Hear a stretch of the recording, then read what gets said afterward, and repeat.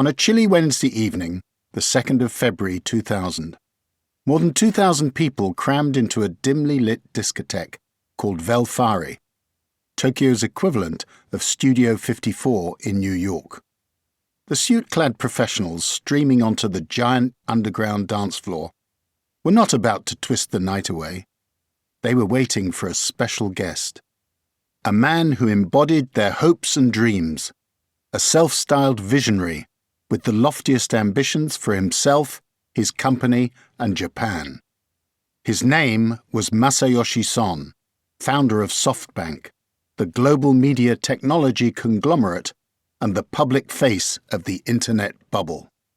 Almost a year earlier, when dot-com stocks began their dizzying ascent, a group of young Japanese had formed the Bit Valley Association, an attempt to create a community of tech-minded entrepreneurs to interact with, help, and inspire each other. Their model was Silicon Valley in California.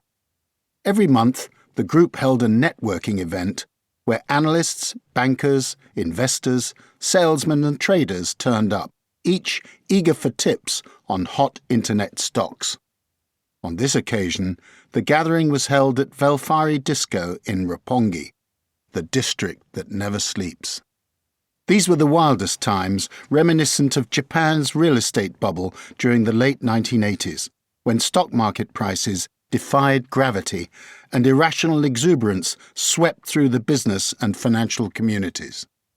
Then came the inevitable crash, a banking crisis, and years of economic stagnation known as the Lost Decade. The dot-com boom promised a return to the good times, and that night, word spread rapidly that the guest of honor was indeed Masayoshi Son. The presence of the man known to friends and rivals alike as Masa was by no means a foregone conclusion. By nature secretive and prone to last-minute changes in schedule, he just returned on a chartered flight from Davos, the annual gathering of the world's business elite in the Swiss Alps.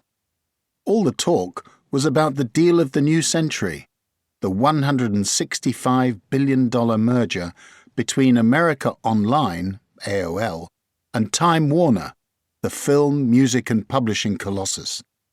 AOL was barely 9 years old, but its frothy share price made it worth twice as much as Time Warner's with less than half the cash flow.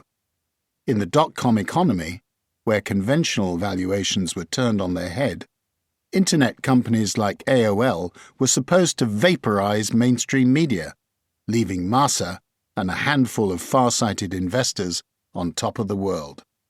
In the past 12 months alone, the tech-heavy Nasdaq stock market in New York had risen 86%. 2 weeks before the Velfari event, the share price of Masa's online creation, Yahoo Japan, had surpassed 100 million yen, $1 million, the highest price of any stock in Japanese history.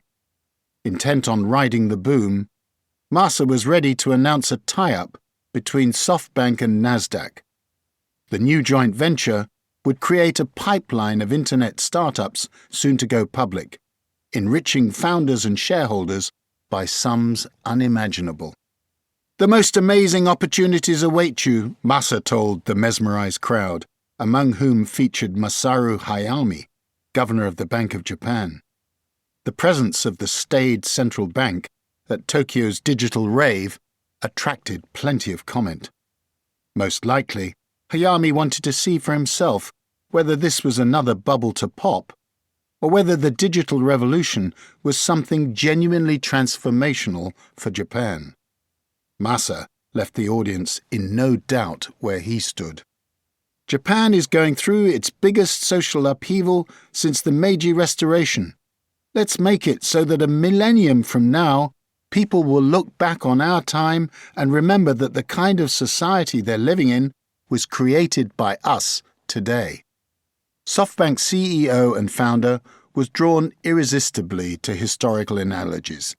He often compared himself to the 19th century samurai warrior and reformer Ryomo Sakamoto.